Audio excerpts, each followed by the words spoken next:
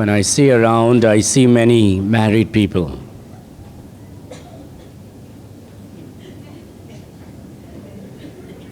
जब मैं चारों ओर देखता हूँ, मैं देखता हूँ कि बहुत से लोग शादीशुदा हुए लोगों को देखता हूँ मैं। And I see some singles. और मैं कुछ ऐसे लोगों को देखता हूँ जो अभी तक अकेले हैं। And in that I see many who are planning in the coming months and years to get married soon. और उसी में मैं देखता हूँ ये भी कि उनमें से ही बहुत से लोग ये योजना बना रहे हैं अगले महीने या फिर अगले साल को शादी करने के लिए। This message will definitely be a blessing to everybody, hopefully. और आशा करते हैं आज का जो संदेश है ये आप प्रत्येक जनों के लिए आशीष की बात होंगे। But I'm trying to help the unmarried to prepare for the marriage. और जितने लोग अभी तक शादी नहीं किए हैं उन लोग के लिए मैं तैयारी करने के लिए, ताकि उन लोग जब शादी करेंगे उन लोग के लिए आशीष की बात हो। And so every father and mother look at your sons and daughters with a big eyes and say, pay attention. और हर एक जो माँ बाप है अपने बच्चों की ओर आंखें बढ़ाकर आप कहें कि आप ध्यान लगाकर सुने। And if you don't have anybody, just look at each other and say, pay attention. अगर आपके पास ऐसे कोई नहीं है तो आप एक दूसरे को देख कर कह सकते हैं कि आप ध्यान लगाएं। Even if you're married, this definitely will be a blessing, I believe. और मैं विश्वास करता हूँ जब आप शादीशुदा हैं तो ये आपके लिए भी आशीष की बात होंगे। This is also for you to put it in your life. और ये आपके जीवन में लागू करने के लिए आप लगा सकते हैं। We need to prepare और हमें for everything. सब चीज़ों के लिए हमें तैयारी करना है। You know, before we go to school, we prepare ourselves. हम स्कूल जाने से पहले हम क्या करते हैं? तैयारी करते हैं। Before exams, we prepare. और परीक्षा आने से पहले हम तैयारी करते हैं। Before we go for a party, we prepare. हम पार्टी में जाने से पहले हम तैयारी करते हैं। Before we come to church, I believe you're preparing. और मैं विश्वास करता हूँ आपके कलीसिया आने से पहले आप तैयारी करते हैं। Before you have a business meeting or in your job you have a meeting with your boss, I'm sure you are preparing. जब आपके काम में, जगह में, ऑफिस में जब आप बॉस के साथ मीटिंग वगैरह करते हैं, शायद आप उस समय तैयारी करते हैं। The only time you never prepared was when you got saved. लेकिन आपने तभी तैयारी नहीं की है जब आपने उद्धार पाया। Because it was not anything about you, it was about the Lord. क्योंकि ये आपके बारे में नहीं था, लेकिन ये परमेश्वर के बारे में था। The Lord saved you. परमेश्वर ने आपको बचाया। The Lord came down. परमेश्वर ने नीचे The उतरा। Lord became man. परमेश्वर मनुष्य बना। The Lord took your sins. परमेश्वर ने आपके पाप को लिया। The Lord shed his blood. परमेश्वर ने अपना लहू को The Lord died on the cross. प्रभु यीशु ने क्रूस पर मरा। The Lord was buried. प्रभु को दफनाया गया। The Lord rose again. और प्रभु तीसरा दिन वो जी And the उठा। Lord saved you by his grace. और परमेश्वर ने अपने अनुग्रह से आपको बचाया। It was nothing about you and me. ये हमारे बारे में नहीं था। And if you're saved today, that was the greatest decision you ever did by receiving the Lord Jesus. और अगर आज आपने उद्धार पाया तो आपने सबसे बड़ा एक निर्णय को लिया यीशु को स्वीकार करने के द्वारा। The second greatest decision in life is about marriage. और दूसरा जो महान एक निर्णय हम जीवन में लेते हैं वो शादी है।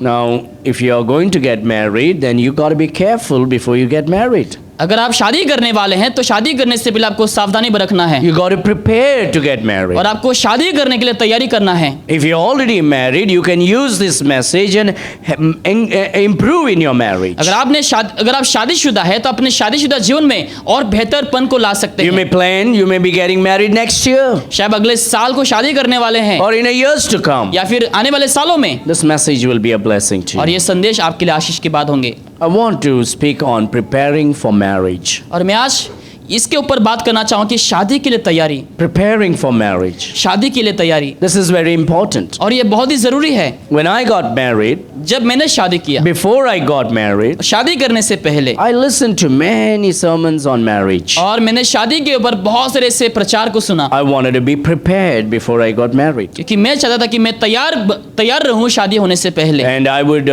listen to many sermons by many great men of God. और परमेश्वर के जनों से मैं बहुत सारे प्रचारों को सुना करता था। And I would read certain articles and books about marriage. और शादी के ऊपर मैं कुछ किताबों को पढ़ा करता था। That is the second greatest decisions in your life. और वो आपका जीवन का दूसरा महत्वपूर्ण निर्णय जो आप लेते हैं। A bad marriage can make your life on earth a hell on earth. जो बुरा शादी है आपका जीवन को जो है संसार में नरक बना के छोड़ देंगे। And without Christ you will go to hell. और बिना यीशु के आप नरक में जाएंगे। So we need to make godly decisions. तो हमें एक ईश्वरीय एक निर्णय को लेना है। Now, some of you got married even before you were saved. और आप में से बहुत से लोग ऐसे हैं जो उद्धार पाने से पहले आपने शादी कर रखा था, And it is because of God's grace that He saved you and He saved your spouse. और ये परमेश्वर का दया है जो आपको और आपके पत्नी को या फिर पति को परमेश्वर ने बचाया। And you got to be thankful to the Lord, ever thankful for what God has done और to you. जो कुछ भी प्रभु ने किया है उसके लिए आपको हमेशा हमेशा धन्यवाद देना चाहिए। So now you become a better husband and a better wife, अभी आप जो है बेहतर पति या फिर पत्नी बन चुके हैं, and you invest in the lives of your sons and daughters, not only your sons and daughters, but also encourage the young people in our church. और वो भी आपको क्या करना चाहिए अपने बच्चों के जीवन में या फिर ऐसे लोगों के ऊपर जो जिन लोगों ने अभी तक शादी नहीं की उन लोगों के ऊपर आपको समय को या फिर ध्यान को लगाने हैं। So what I'm going to do is I'm going to read one verse and just talk to you many things. और मैं आज एक ही वचन पढ़ूंगा और उसके बाद मैं आपसे बहुत सारी चीज़ों के ऊपर विचार करूंगा। And you can take notes and you can listen as I speak the जैसे word मैं of बात God. करूंगा आप सुन सकते हैं या फिर आप नोट में भी लिख कर रख सकते हैं। I want you to turn your Bible to Hebrews chapter 13 verse 14. मैं चाहूँ कि आप अपने बाइबल को खोलें, इब्रानियों अध्याय 13 में इस समय आप अपने बाइबल को खोल सकते हैं। Hebrews chapter 13 verse 14. इब्रानियों 13 अध्याय 13 वचन 14 में आप खोल सकते हैं इस समय।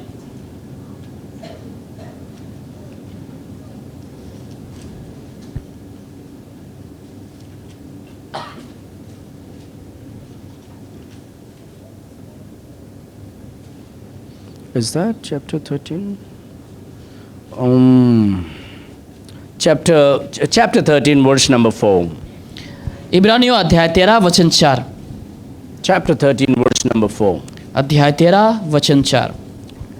And the word of God says, और बाइबल ये कहती है marriage is honorable in all. That's what the word of God says. Bible कहते हैं विवाह सब में आदर की बात समझी जाए। Marriage is honorable in all.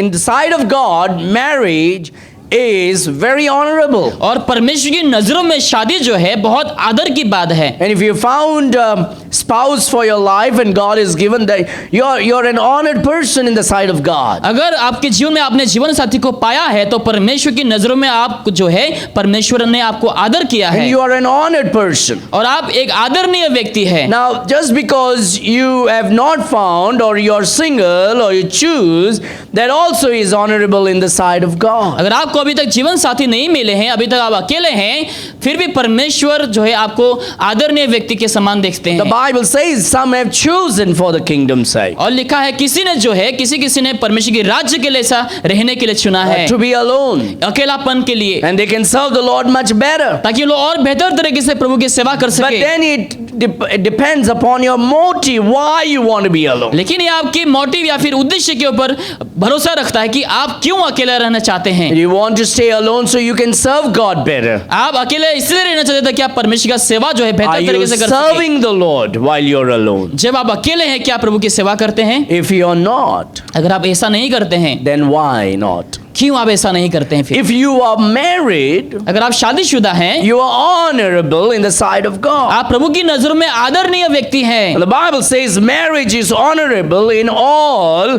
and the bed undefiled, but whoremongers and adulterers God will judge. लिखा है विवाह सब में आदर की बात समझी जाए और विवाह बिचनी और निष्कलंक रहे, क्योंकि परमेश्वर व्यभिचारियों और परस्त्रीगामियों का न्याय करेगा। So God says, I want you to know that marriage is honorable. और मैं चाहता हूं ताकि तुम लोग जानो कि शादी जो है एक आदर की बात है। And so protect yourself from adultery and fornication. और व्यभिचारी से और परस्त्रीगामियों से आप अपने आप को बचा के रखें। And that's the reason why it is very important to get married soon and early. इसीलिए ये बहुत जरूरी बात है ताकि आप जल्दी ही शादी कर लें। The world says, no, you got to wait for so long, you grow up so long, and you find a career and a job, and then you get married. संसार के लोग कहेंगे नहीं तुम्हें बहुत लंबे समय तक अपेक्षा करनी चाहिए, पहले अपने काम काज के ऊपर ध्यान दो उसके बाद तुम शादी कर लो। No, when you are at a particular age, जब तुम्हारे पास एक समय होंगे, उम्र हो जाएंगे,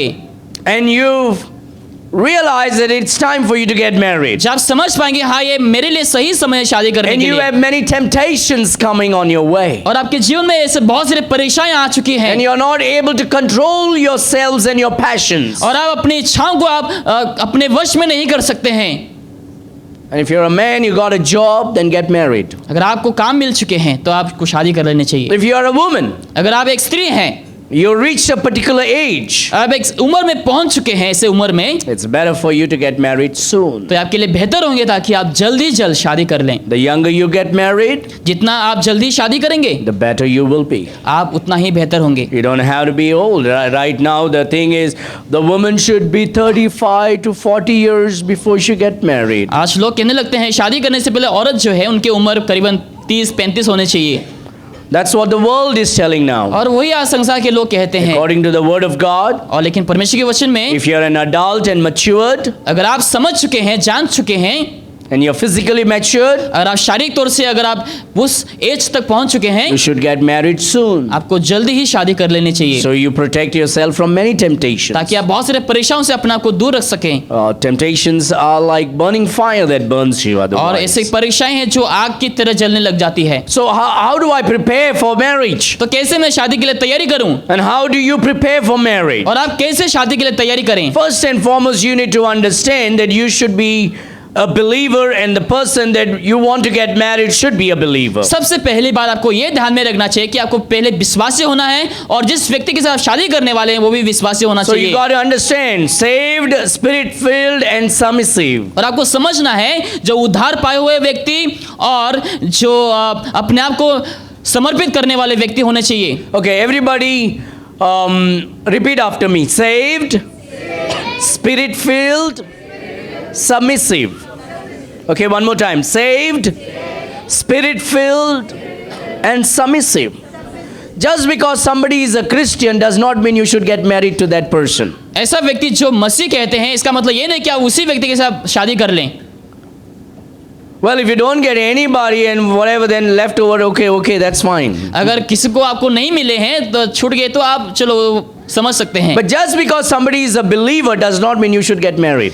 ऐसा नहीं कि कोई एक विश्वासी, इसका मतलब ये नहीं कि आप उसी व्यक्ति के साथ शादी कर लें। He or she can be a believer and yet act like a devil. और उन लोग शायद विश्वासी हो सकते हैं लेकिन फिर भी उन लोग शैतान जैसे बर्ताव कर सकते हैं। That's why we need to find if that man or if that woman is spirit filled or not. इसलिए हमें ऐसा व्यक्ति को ढूंढना है और ये देखना कि वो व्यक्ति पवित्र आत्मा से परिपूर्ण है या फिर नहीं। We need to pray that the Lord will bring a spirit filled person into your life. इसलिए हमें प्रार्थना करना चाहिए ताकि परमेश्वर आपके जीवन में पवित्र आत्मा से परिपूर्ण हुए व्यक्ति को ले आए। So don't just settle down for a saved person. ऐसा नहीं कि केवल उद्धार पाए हुए व्यक्ति को ही आप ऐसे बस देखें। Now if you don't get anybody, then saved person is okay. अगर आपको किसी को नहीं मिलते हैं तो हाँ, उद्धार पाए हुए व्यक्ति सही है। But the most important thing is that person, if that person is saved, that person ought to be a spirit-filled person. लेकिन सबसे जरूरी बात, अगर वो व्यक्ति उद्धार पाया हुआ है और ये देखना है आपको कि वो पवित्र आत्मा से परिपूर्ण है या फिर That नहीं। person ought to be walking with the Lord. और वो व्यक्ति को जो है प्रभु के साथ चलना चाहिए। That person should be someone who loves the Lord. और ऐसा व्यक्ति होना चाहिए जो प्रभु से प्यार करें। So he should be spirit-filled person. और वो पवित्र आत्मा से परिपूर्ण होने वाले व्यक्ति होने चाहिए। And secondly, if it is a girl, you got to,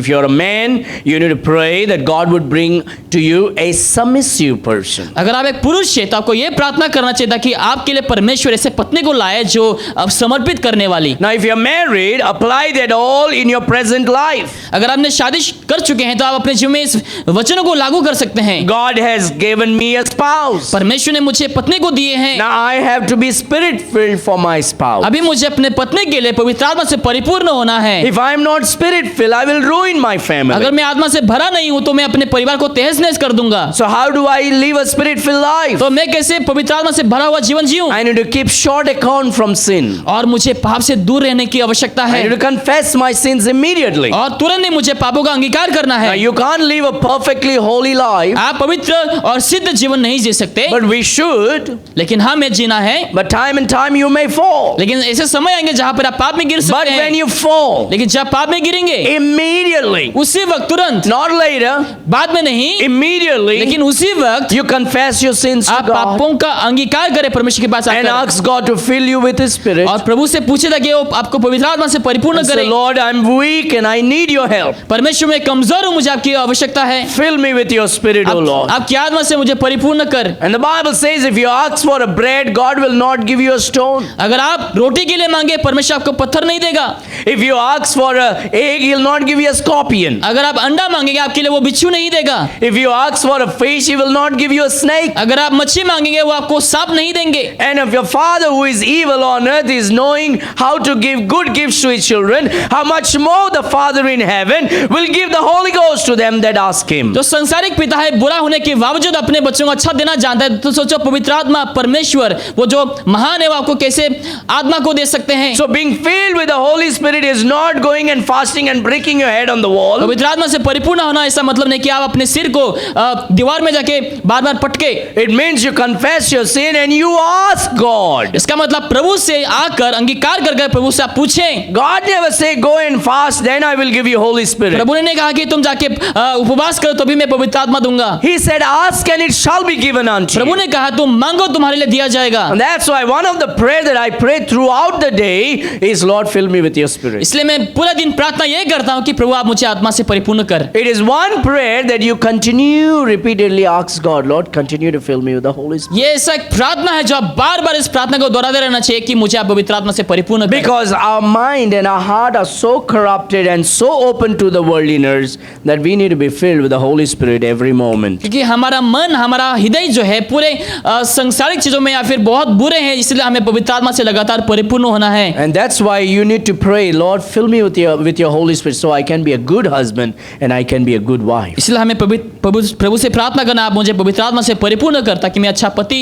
या फिर एक अच्छा पति बन सकूं। Every husband should pray for your wife to be filled with the Holy Spirit. हर एक पति लोग अपने पत्नी के लिए प्रार्थना करना चाहिए पवित्र आत्मा में परिपूर्ण होने के Every लिए। wife should be praying for her husband to be filled with the Holy Spirit. हर एक पत्नी लोग अपने पति के लिए दुआ करने चाहिए ताकि वो पवित्र आत्मा से परिपूर्ण हो।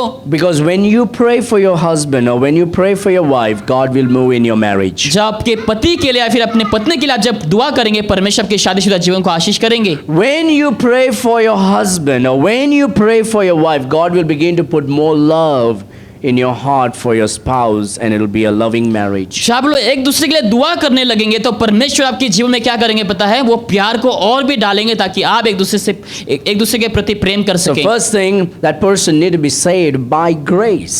सबसे पहली बात, वो व्यक्ति को अनुग्रह के द्वारा उद्धार पाने चाहिए। Secondly, you got to be spirit-filled person. दूसरी बात, वो पवित्र आत्मा से परिपूर्ण होना चाहिए। Not filled with alcohol.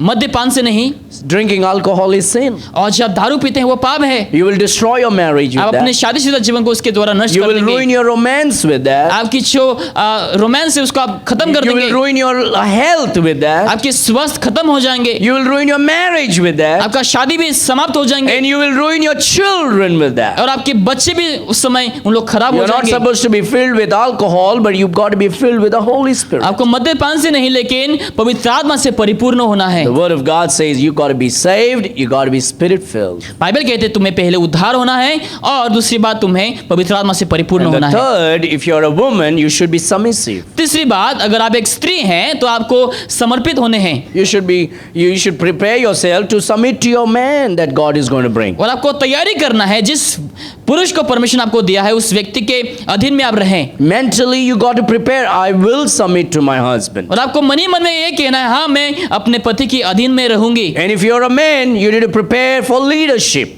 अगर आप एक पुरुष हैं तो आपको एक लीडरशिप के लिए आपको मजबूत होने If हैं। you can't take leadership in your marriage will go in a different direction. अगर आप शादीशुदा जीवन में अगर आप लीडरशिप को नहीं ले पाएंगे तो आपका जो शादी है वो अलग रास्ता में If चले your जाएंगे। wife is leading you, she will always lead you on the wrong path. अगर आपकी पत्नी आपको अगुवाई कर रही है इसका मतलब वो हमेशा गलत रास्ता में आपको ले Now, जाएंगे। she may be spiritual, हाँ, वो शायद पवित्र आत्मा से she परिपूर्ण may हो be सकती है, beautiful, वो शायद खूबसूरत हो सकती she है, may be good, शायद वो अच्छी हो सकती she है, may be good in cooking, शायद खाना पकाने में अच्छी हो but सकती you है। give her a leadership in the house to lead the family, she will lead you into the ditch. अगर आपने लीडरशिप को छोड़ दिया है तो आपकी जो पत्नी आपको गड्ढे में गिरा देंगे। God created man to take leadership in the परमेश्वर ने family. पुरुष को बनाया था कि वो लीडरशिप को ले सके।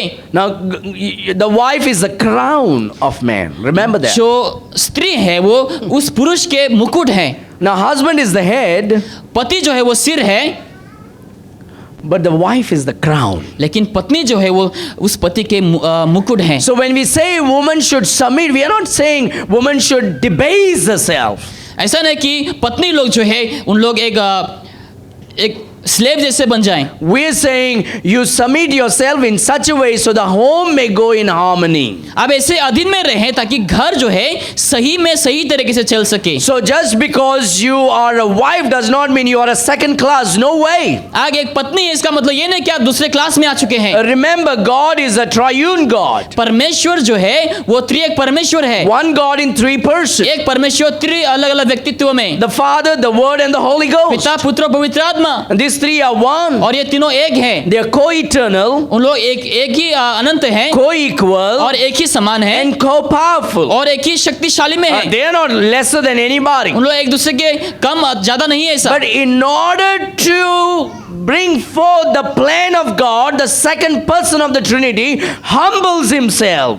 परमेश्वर की योजना को परिपूर्ण करने के लिए त्रिएक का जो दूसरा व्यक्ति है वो अपने आप को नम्र करते हैं। And so even though God cannot die, he took the form of a man and he died on the cross. क्योंकि परमेश्वर नहीं मर सकते इसलिए मनुष्य का रूप धारण करके वो क्रूस पर मर जाता है। So he humbled himself for the sake of harmony to program the salvation of man. और मनुष्य जाति को उद्धार देने के लिए दूसरा व्यक्ति जो है वो क्या करता है, नम्र करता था कि वो सब कुछ सही में योजना में हो सके। And the Holy Ghost is a third person of the Trinity. और पवित्र आत्मा जो है त्रिएक का तीसरा व्यक्ति है। He is God. वो परमेश्वर है। And yet he humbled himself, फिर भी humbling under Jesus Christ, and his job is to glorify Jesus. फिर अपने को नम्र कर कर यीशु के अधीन में रखकर ताकि उसका काम क्या है, यीशु को महिमा देना। So they are equal, तो तीनों के तीनों जो है एक ही समान but है। yet they are submissive to each other for the harmony लेकिन in फिर भी the world. एक दूसरे के अधीन में है ताकि सब कुछ सही में हो सके और योजना के अनुसार हो सके। And that is exactly what we talk about marriage. और वही हम शादी के ऊपर बात करते हैं। Husband and wife are one. पति और पत्नी दोनों एक हैं। They are together, same. उन लोग एक हैं, एक The साथ। Bible says they two will be one. और बाइबल में लिखा है कि दोनों एक होंगे। It's not that somebody is above you and you are below somebody. ऐसा नहीं कि कोई एक दूसरे के ऊपर है कोई नीचे है, But yet, लेकिन फिर भी the wife is the picture of the Holy Spirit.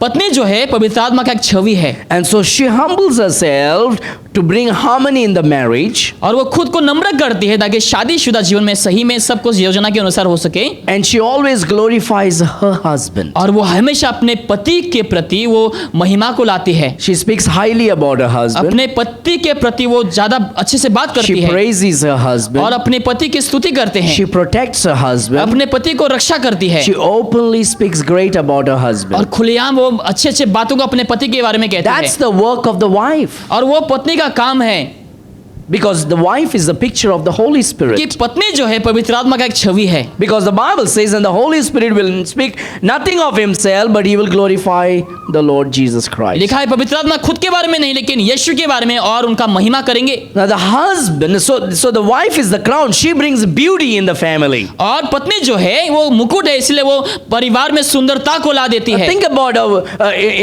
take a crown and put it on the head of the woman. और आप सोचें एक मुकुट को लाएं और एक स्त्री के सिर में आप डाल दें It immediately turns her to make her look like a queen. और ऐसा दिखने लगता है कि हाँ वो रानी के समान। Crown has a great meaning in the Bible. और जो मुकुट है उसका बहुत अच्छा मतलब है बाइबल में। So husband is the head, पति जो है वो सिर है and God says wife is the crown, which means she plays the greatest role in the marriage. और पत्नी जो है वो एक मुकुट है और शादी में वो एक महान काम को रोल को वो निभाती है। She is not a low debased person in the marriage. वो दबा हुआ व्यक्ति स्त्री नहीं है, You could actually say she's above the man, लेकिन वो जो है सिर में या फिर वो मुकुट में, because she's the crown. क्योंकि वो मुकुट है She brings glory to the marriage. और वो शादी में महिमा को ला देती She है brings joy in the family, और परिवार में आनंद को ला देती and she है brings pride to the husband. और वो पति के लिए गर्व की बात होती है। Husband is the head. पति जो है वो सिर है He brings leadership. और वो परिवार में लीडरशिप को ले He आते brings हैं stability in the marriage. और परिवार में अटलता को ले आते हैं। Because man walks with intellectuality. क्योंकि पुरुष जो है वो अपने बुद्धि से काम करता है। You keep telling a man he is handsome, First time he's fine, the second time he feels like something is weird with him. अगर आप हमेशा एक व्यक्ति को, पुरुष को कहेंगे तुम हैंडसम दिख रहे हो, लेकिन दूसरी बार दोबारा आप कहते रहेंगे उसको कुछ और लगेंगे, Because you cannot melt a man with a word. क्योंकि आप शब्दों से Emotionally. पुरुष के हृदय को आप पिघला नहीं सकते। But a woman, you tell her, she will melt soon like ice cream in a hot sun. लेकिन अगर आप एक स्त्री को कहें, वो आइसक्रीम जैसे पिघलने लग जाएंगे, She is moved by emotions. क्योंकि उन लोग इमोशन के द्वारा चलते हैं। So God says, hey, you are emotion, you bring love, you bring joy, you bring harmony. Now let your husband lead the family because he doesn't go by emotion, he goes by intellect. और प्रभु कहता है जितने सारे स्त्री हैं वो लोग emotion के द्वारा चलते हैं, प्यार करते हैं, एकता को लाते हैं, तो प्रभु कहता है अभी तुम्हारा जो पति है वो अपने बुद्धि से काम करता So है। every man should prepare to be a leader in the marriage. तो हर एक जो पति लोग हैं अपने शादीशुदा जीवन में वो लीडरशिप को ले। Every husband should be the leader in the marriage. हर एक पति लोग जो है अपने शादीशुदा जीवन में उन लोग को लीडर होना है। When the man is the leader, the marriage is in great harmony. जब पुरुष एक मुख्य है शादी का, तो उन लोग के शादी में जो है सब कुछ सही होंगे। And the wife accepts it and submits to it, the marriage is in harmony and purity. और पत्नी इन सब बातों को जब स्वीकार करेंगे और अपने आप को अधीन में रखेंगे तो सब कुछ सही में होंगे। Saved by grace. अनुग्रह से दो, अनुग्रह द्वारा Everybody उद्धार say पाया। saved by grace. Spirit filled. Submissive and leadership. Okay, submissive for women, leadership for men. Remember, keep that in mind. जो अधीन में होना वो स्त्रियों के लिए और जो लीडरशिप है वो पतियों के लिए। You got to prepare yourself. If you're going to get married, prepare your mind for that thing. अगर आप शादी करने वाले हैं तो आपको इस बातों को अपने मन में रखना है। But pastor, my husband, he doesn't understand. How can I submit to him? लेकिन पास्टर आप समझते नहीं, मेरा पति जो है वो बहुत ऐसे हैं, लेकिन मैं कैसे अपने को अधीन में रखूं? No matter what it is, चाहे जो कुछ भी हो, if you submit to him, अगर आप उनके अधीन में रखें होंगे, he will love you. वो आपको प्यार करेंगे। And husband, if you love your wife, और पति लोग अगर आप अपने पत्नी से प्यार करेंगे, she will submit to you. और वो आपके अधीन में होंगे, And that is the truth. और वही सच बात है।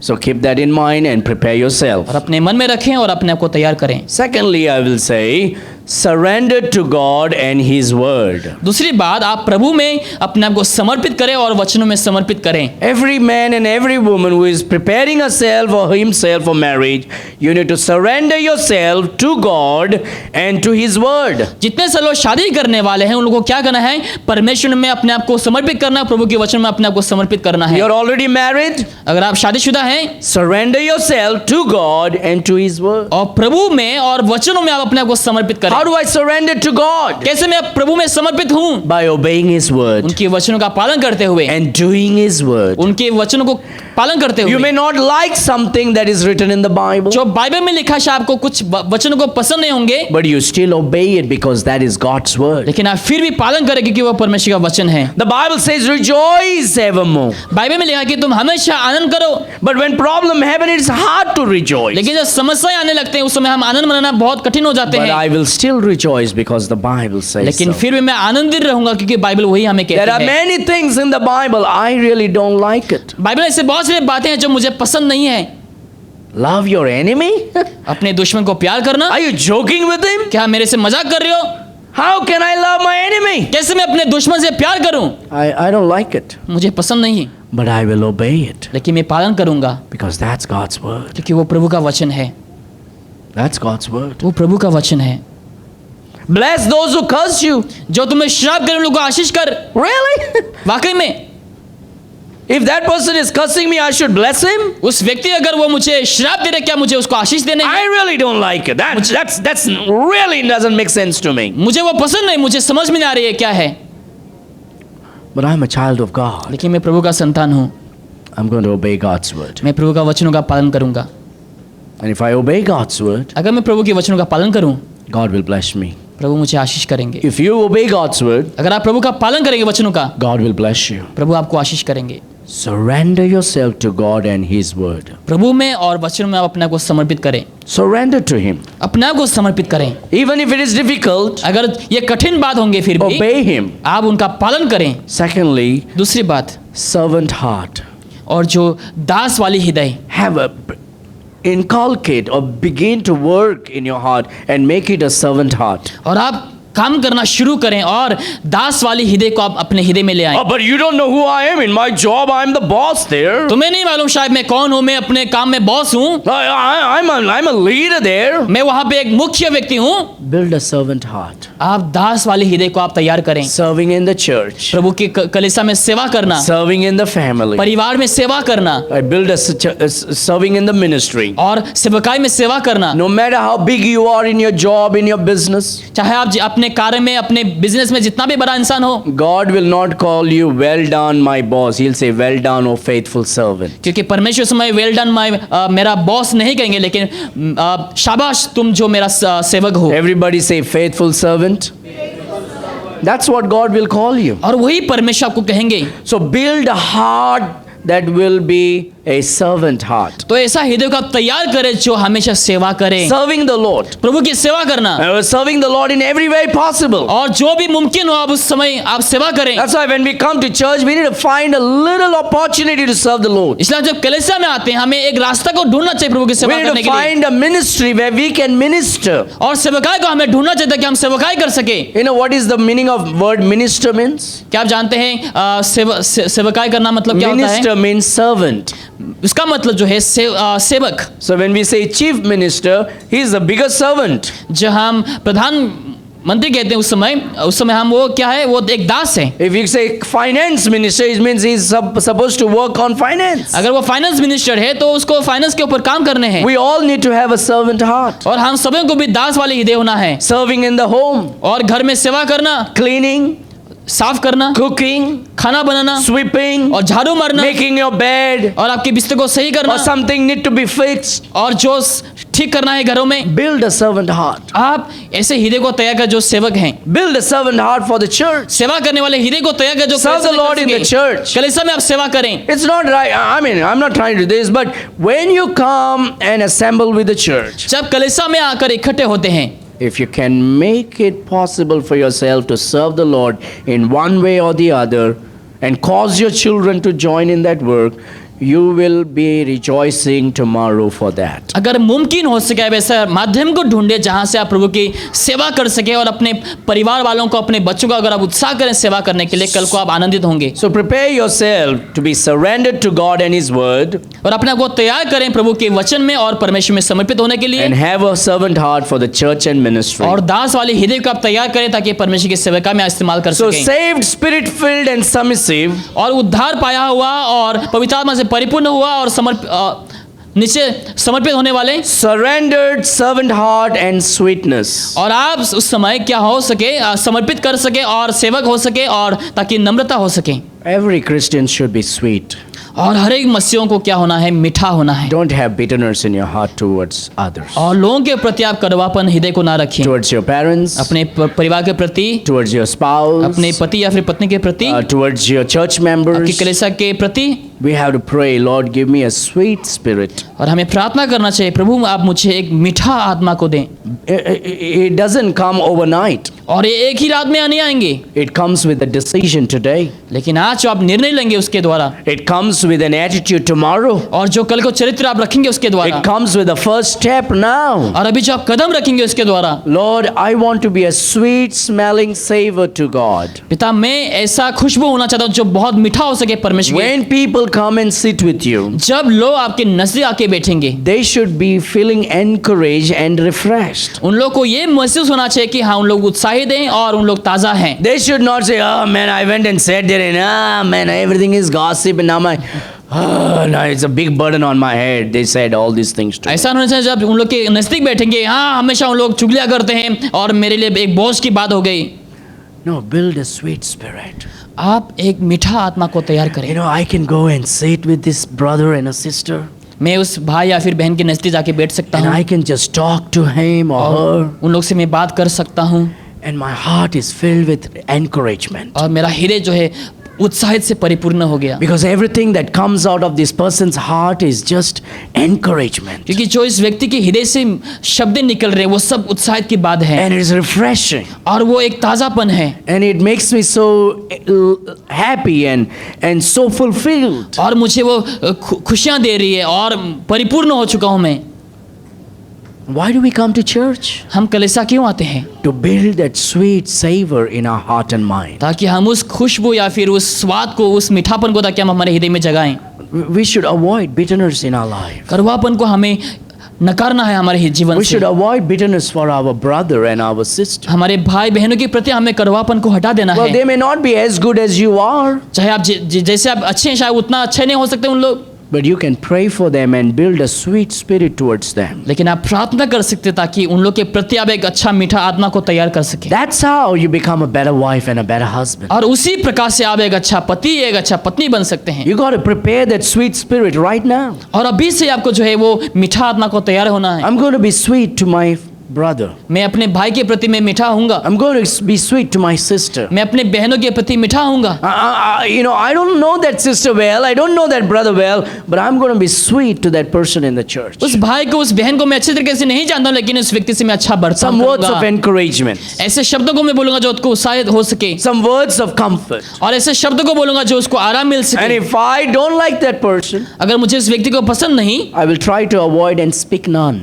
और मैं उनसे दूर रहूंगा ताकि मैं कुछ बात ना करूं। You rather say none and be fine than to say something and cause a hurt. नहीं तो ऐसा होंगे कि कुछ आप बोल दें और उसको ठेस पहुंचेगी, इसीलिए भला इसी में कि आप कुछ ना बोले और दूर रहें। A woman who has a sweet spirit will build a beautiful marriage. जिस स्त्री के पास अच्छा एक मीठा आत्मा है, वो शादीशुदा जीवन को अच्छा बना How सकती many है। of you like to go to a garden and see everything is dried up? आप में से कितने से लोग देखना चाहेंगे जहाँ पे आप बगीचा में जाते हैं लेकिन सब कुछ सूखा हुआ है, You want to see things fresh. लेकिन आप जब बगीचा में जाएंगे आप देखना चाहेंगे कि सब कुछ I ताजा don't know है। if you have noticed when you drew from out on the main road towards in just near our board, that tree is bloomed with beautiful leaves today. अगर आप रास्ते के किनारे में देखेंगे वहाँ पे एक पेड़ है जहाँ पे उसके जो फ्लावर है वो सब कुछ Flower खिला हुआ है। पेड़. उसके जो पेड़ है वो The leaves are green and beautiful and big, जो पत्ते हैं वो सब हरा भरा है उस समय, and it refreshes us. और वो हमें ताज़ापन ला देता है। That's what we Christians should be. When people come in, when they see us, when they talk to us, और it should be वही refreshing. और वही हमारे मसीह जीवन में होना चाहिए। जब लोग हमारे से आएंगे, हमसे बात करेंगे, ताकि उन लोग भी उस महसूस को ताकि उन लोग अपने जीवन में पा सके। Build a sweet spirit today in your heart. और आज ही आप जो है अपने मन में एक मीठा आत्मा को आप तैयार करें। Third will be blessings, beauty, and bedroom.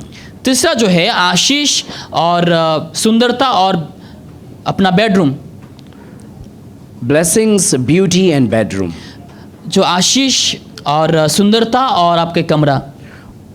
Always find your parents' blessing in your marriage. हमेशा आप ये ढूंढे कि ताकि आपका जो माँ बाप है उन लोग आपके शादीशुदा जीवन में आशीष करें। And if they are not ready, try to convince them. अगर उन लोग तैयार नहीं तो उन लोग को आप मनाएं, But don't do it against them. लेकिन उन लोग के खिलाफ ना करें, You need your parents' blessing and your pastor's blessing. क्योंकि आपको अपने पासवान की और अपने माँ बाप की आशीष की जरूरत And है। you try to play around with both these people, there will be no blessing in the marriage. लेकिन आप दोनों के खिलाफ अगर आप खिलवाड़ करना चाहेंगे तो आपके शादीशुदा जीवन में कोई भी आशीष नहीं आएंगे, It's going to ruin that relationship. नहीं तो वो रिश्ता जो है वो खराब हो जाएंगे। So find blessings from your parents. तो आप हमेशा अपने माँ बाप के ओर से आशीष को You would पाएं। rather not go into a marriage where the parents' blessings are not there. नहीं तो ऐसा होंगे जहाँ पे आप शादी में जाएंगे लेकिन आपकी माँ बाप की आशीष ही वहाँ पे नहीं रहेंगे। You rather don't go into a marriage where the pastor's blessing is not there. आप कोई ऐसे शादी में नहीं जाना चाहिए जहाँ पे आपकी पासवान की आशीष ही ना रहे। God reveals His will through His word and through the parents and the pastors. परमेश्वर अपनी इच्छाओं को वचनों से,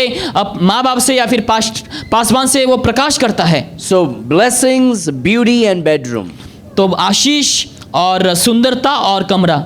Have a beauty in yourself. आप अपने आप में ही सुंदरता को पाएं। I'm not talking about the outward beauty. मैं बाहरी सुंदरता के बारे में बात नहीं कर I'm रहा हूँ, not talking about cosmetic beauty. लेकिन जो आप सुंदरता को रूप को लाते हैं उसके बारे में नहीं बोल रहा हूँ, I'm speaking about your beauty in your heart and in your attitude. लेकिन आपके चरित्र में आपके अंदर जो सुंदरता है उसके बारे में बात कर रहा हूँ। A man will be delighted in a beautiful woman only for a few times. और एक पुरुष जो है एक स्त्री की जो सुंदरता के ऊपर वो कुछ ही समय के लिए वो अपना मन को रखेंगे। A man may choose you because of your beauty and married, and he's enjoying for few months and a year maybe. शायद पुरुष जो है सुंदरता को देख कर स्त्री की ओर वो शायद कुछ समय के लिए वो अपना लाभ को उठा सकते हैं, But nothing is permanent. It's all gonna fade away. क्योंकि कुछ भी चीज जो है हमेशा के लिए नहीं, सब कुछ एक दिन मिट जाएंगे। Every man knows that. Every woman knows that. क्योंकि हर एक पुरुष हर एक स्त्री ये सब बातों को जानते हैं। You won't be tender and young all the time. अब हमेशा ही जवान नहीं रहेंगे, Your hair will fall like mine, आपकी जो बाल है मेरे जैसे गिर जाएंगे सब, or at least like Carlton. या फिर काल्टन के जैसे।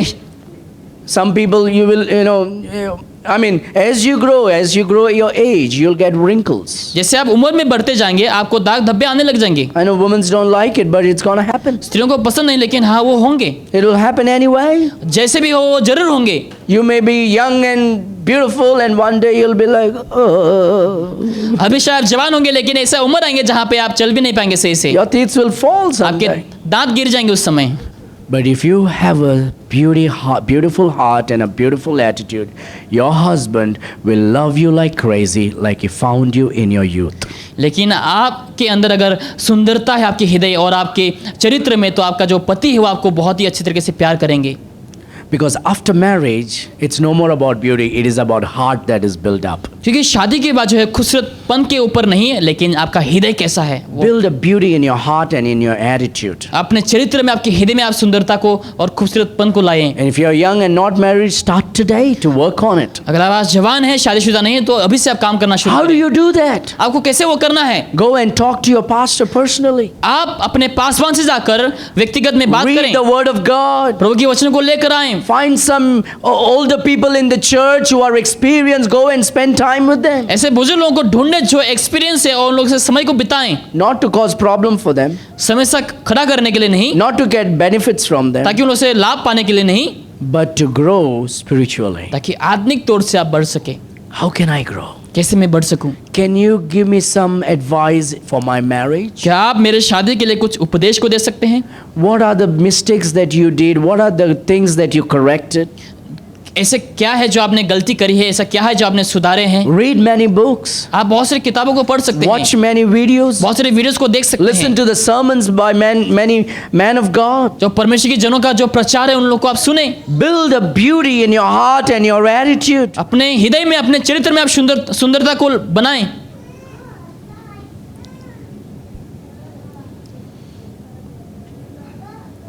So find blessings from your parents and your pastor. तो अपने पासवान की ओर से, माँ बाप की ओर से आप आशीष को पाएं। People should not say, that person, man, I don't want to talk that to the person. लोग ऐसा नहीं होना चाहिए, हाँ वो व्यक्ति, मैं उस व्यक्ति से बात नहीं करना चाहूँगा। People say, I can talk, that person is very sweet. आप कह सकते हैं, हाँ मैं उस व्यक्ति से बात कर सकता हूँ, हाँ वो बहुत ही अच्छा है। That girl, that man, he has a good attitude. हाँ वो व्यक्ति, उसके बाद अच्छा, बहुत अच्छा चरित्र है। Build your beauty in your heart and your attitude. अपने चरित्र में, अपने मन में जो है आप सुंदरता को अब बनाएं, Build inculcate a sweet spirit in yourself. ताकि आप अपने अंदर ही अंदर आप ताकि एक आप मीठापन को आप ताकि पैदा करें। Turn your Bible to 2 Timothy chapter 2 verse 22. दूसरा तीमुथियुस में से हम बाइबल खोलेंगे, अध्याय 2 वचन 22 में। But I'm going to get married to you anyway now.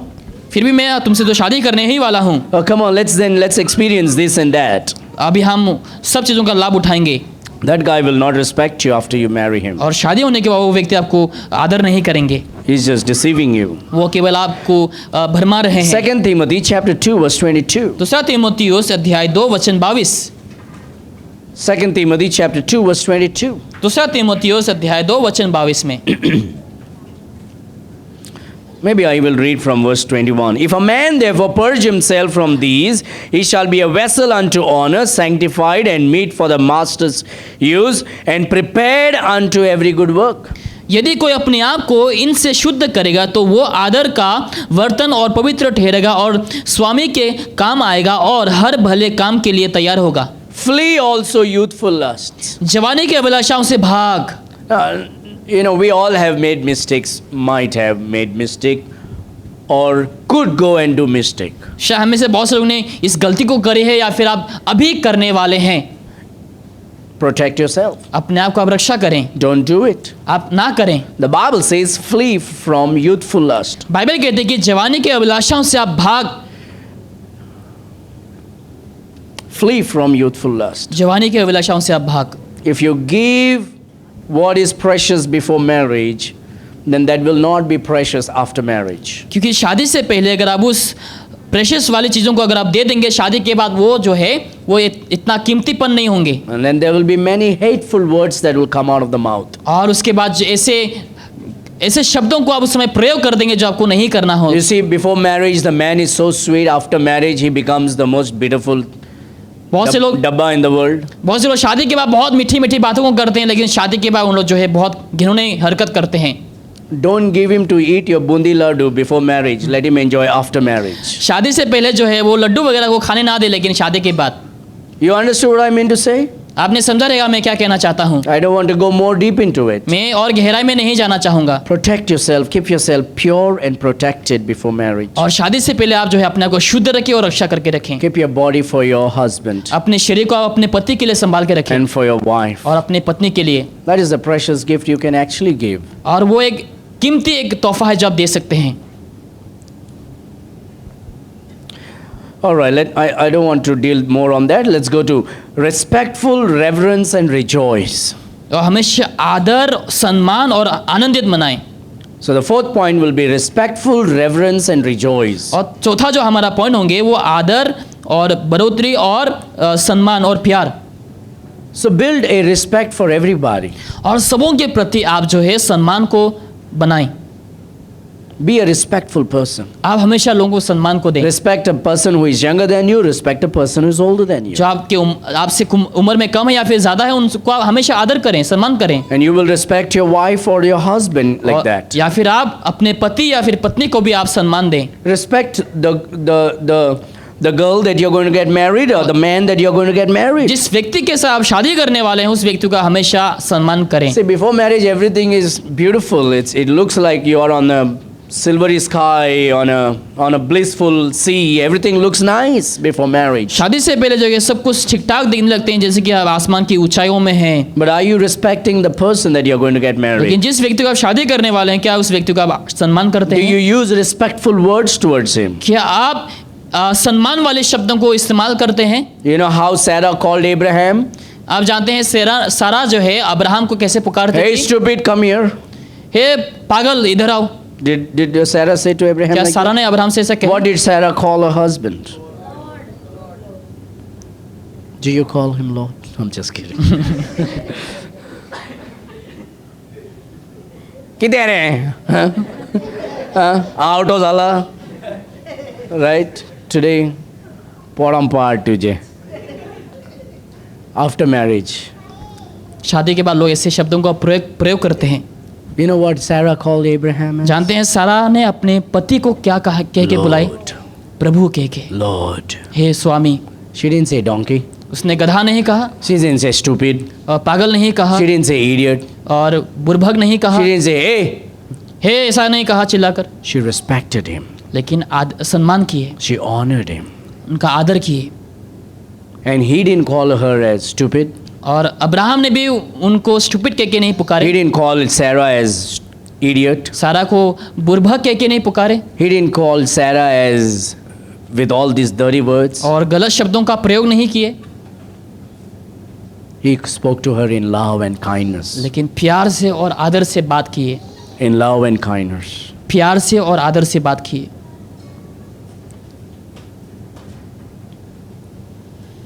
You know what my wife calls me? जानते हैं मेरी जो पत्नी है वो मुझसे क्या पुकारती है? What? My wife calls me Lord. That's because my name. That made it easy for her. So she can sin no more in that way.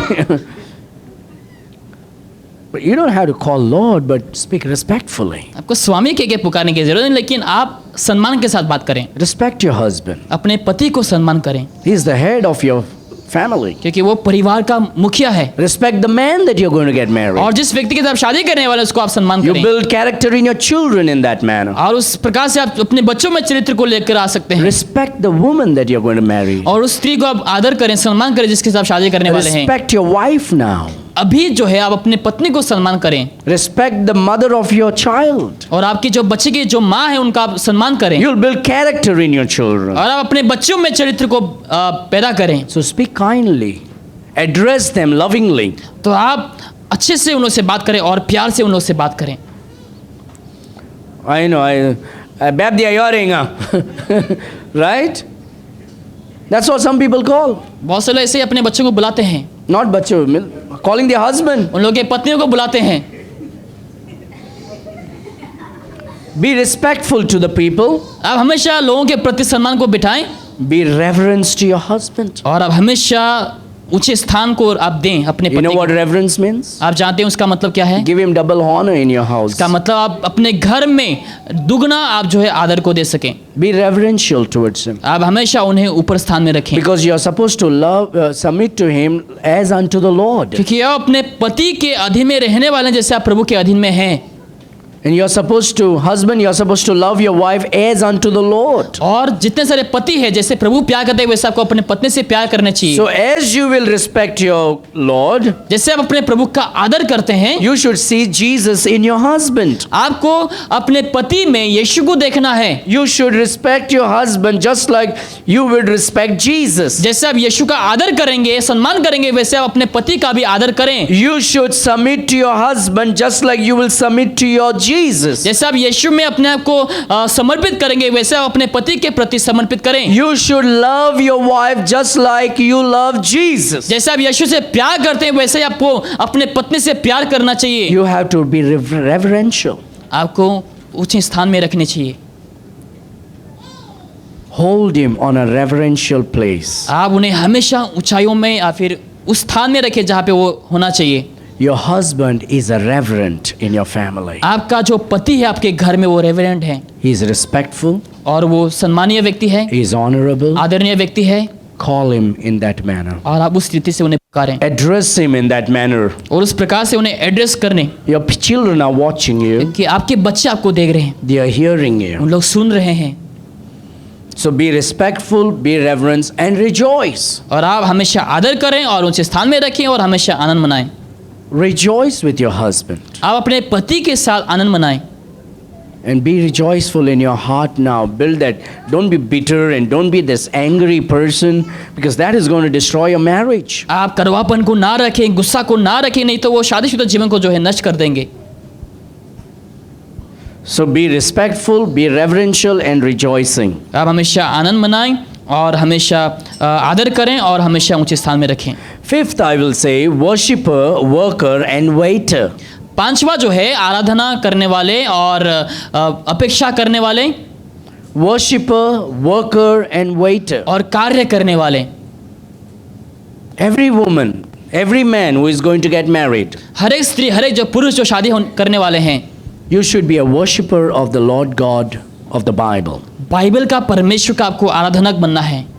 Every husband and every wife should be a worshipper of God of the Bible. हर एक पति और पत्नी जो है परमेश्वर की आराधना करने वाले होने चाहिए। There is no other God but Jesus. और कोई दूसरा भगवान नहीं, लेकिन केवल प्रभु यीशु मसीह हमारा And we परमेश्वर, should be His worshipper. और हमें उनका आराधना करने वाले होना If you चाहिए। can't find time to worship God, then how will you find time to be in the marriage? अगर आप प्रभु के लिए समय को नहीं दे सकते तो शादी में आप कैसे दे पाएंगे? It's very important. ये बहुत ही जरूरी है।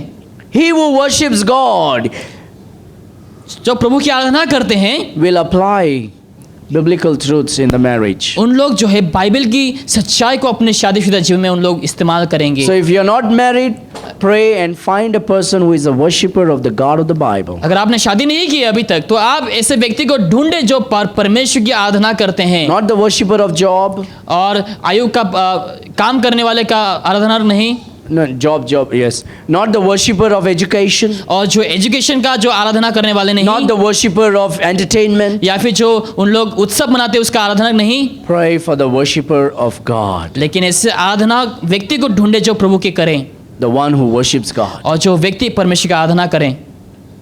The one who doesn't have time for God will not have time for you after marriage. शादी के बाद जिस व्यक्ति को परमेश्वर के लिए समय ही नहीं है, वो आपको भी समय नहीं देंगे शादी के बाद। You need to be a worshipper of God. इसलिए आपको परमेश्वर की आराधना करने वाले होना चाहिए। Then worker.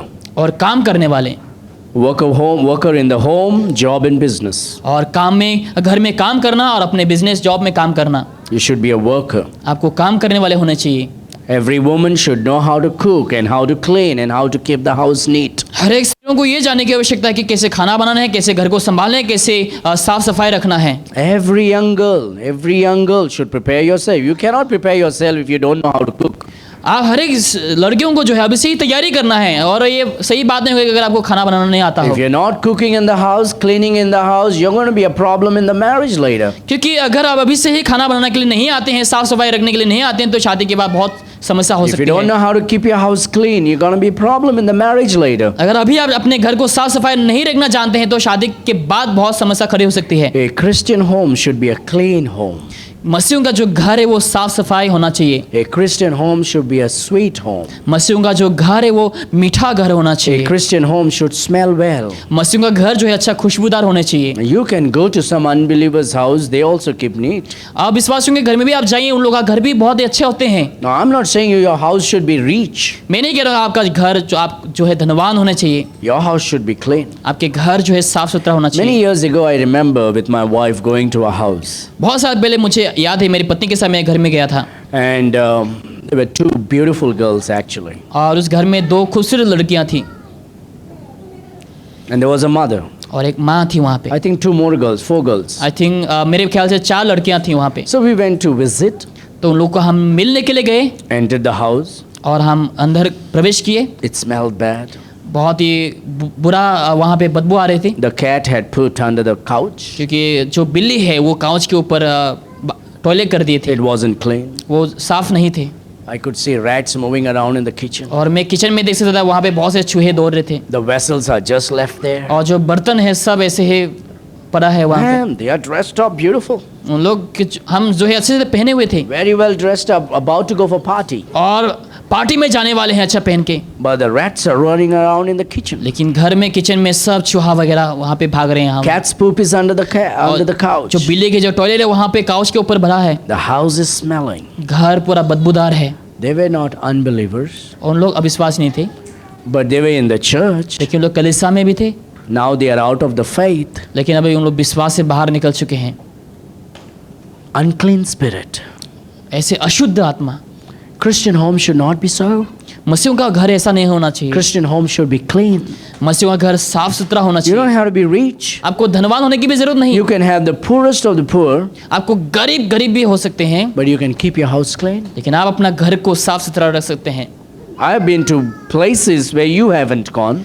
ऐसे जगहों में मैं जा चुका हूँ जहाँ पे आप गए भी नहीं अभी तक। I've gone to Christians who are very poor, ऐसे मसीहों के घर में गया जहाँ पे उन लोग बहुत गरीब हैं, but their house is so clean. लेकिन उन लोग के जो घर है बहुत ही साफ है। Their slippers are kept properly. उन लोग के जो चप्पल वगैरह है सब अच्छे तरीके से रखा They गया are, है। they're having only one room. एक ही कमरा है उन लोग के पास, The beds are arranged well. जो बिस्तर है सबको सही तरीके से सजा के रखा हुआ है। Their cooking is out in the wood. उन लोग के जो किचन है वो बाहर लकड़ी उसे जला The जाते हैं। vessels are cleaned उन well. लोग के बर्तन सब साफ हैं। Sweet spirit. अच्छा आत्मा। God wants every mother to train their daughters to become a godly woman. परमेश्वर चाहता था कि हर एक जो माएँ हैं अपने बेटियों को ताकि ईश्वर एक कन्या बना के सिखाएं, Don't let the unclean spirit possess you. ताकि अशुद्ध आत्मा आपके अंदर ना आए। Keep your house clean. आपके घर को आप साफ रखें, Learn to cook and clean. और खाना पकाने के लिए और साफ सफाई रखने के लिए Learn to सीखें। wash your clothes. अपने कपड़े धोने के लिए सीखें। Build it now. Prepare it now. अभी से आप तैयारी करें। Allow your parents to correct you. अभी आप अपने माँ बाप को अनुमति दें ताकि उन लोग आपको सुधारें। You should be a worker at home. आपको घर में काम करने वाले होने चाहिए। And if you're a man, you got to be a worker in your job and in your अगर आप business. पुरुष हैं तो आपको अपने बिजनेस में अपने काम में आपको काम करना चाहिए। And waiter. उसके बाद जो वेटर है, Worshipper, worker and waiter. आराधना और जो काम करने वाले और जो वेटर है। You know who is a waiter? क्या आप जानते हैं वेटर कौन होते हैं? He waits for one another. जो एक दूसरे के लिए अपेक्षा करते हैं। When you get married, जब शादी करेंगे, if you're a man, अगर आप पुरुष हैं, you don't like to wait, अगर आप आज पसंद नहीं आपको, your wife will make you wait. तो आपके जो पत्नी है वो आपको भिगा देंगे सब। Just 2 minutes. केवल 2 minute, And it may be 20 minutes. शायद वो 20 मिनट हो सकते हैं, Just 5 minutes. 5 minute, But it may be 30 minutes. शायद वो 30 मिनट हो सकते हैं, Because she has many work to do. क्योंकि उनके पास बहुत सारे काम है काम करने के You लिए। just put your shirt and pants on and your shoes on, but she has to see that her kitchen is fine, that her dress is okay, that the kids are ready, and It will take time. You got to be a waiter. आपका काम क्या होता है? बस shirt pant पहनना, जूता पहनना, बस इतना ही। लेकिन पत्नी के जो काम है, घर को देखना, किचन सब सही कि नहीं, बच्चे सब तैयार हुए कि नहीं हुए। How many of you, when you get into your car or you locked your door and then think, did I put the gas off? आप में से बहुत से लोगों ने सोचा रहेगा, जब आप कार के अंदर प्रवेश किए और आपने सोचा रहेगा, हाँ क्या मैंने गैस बंद किए? आप में से कोई ऐसा हुआ? Every Sunday, this is the question we ask in the car. हर रविवार को हम यही प्रश्न पूछते हैं, Is the gas off? क्या गैस को हमने बंद किए? Is the heater off? क्या हीटर को ऑफ किया हमने? Right? We all? Yes? Mind is going on. हमारा मन में ऐसे बातें चलती रहती है। You should be a good waiter. आपको एक अच्छा अपेक्षा करने वाले होने चाहिए। Waiting on your spouse. अपने पति या फिर पत्नी के ऊपर अपेक्षा करना। What does that mean? इसका मतलब क्या है? It means you're esteeming others better than you. इसका मतलब खुद से ज्यादा दूसरों को अधिक समझ रहे। Look at Romans chapter 12 verse 10. Romeo का Everybody okay? Is it helpful? I'm teaching, I'm not preaching. मैं इस समय आपको सिखा रहा हूँ, प्रचार नहीं कर रहा हूँ। Romans chapter 12 verse 10. रोमियो अध्याय 12 वचन 10 में खोलें। Be kindly affectioned one to another with brotherly love, in honor, preferring one another. भाईचारे के प्रेम से एक दूसरे के स्नेह रखो और परस्पर आदर करने में एक दूसरे से बढ़ते चलो।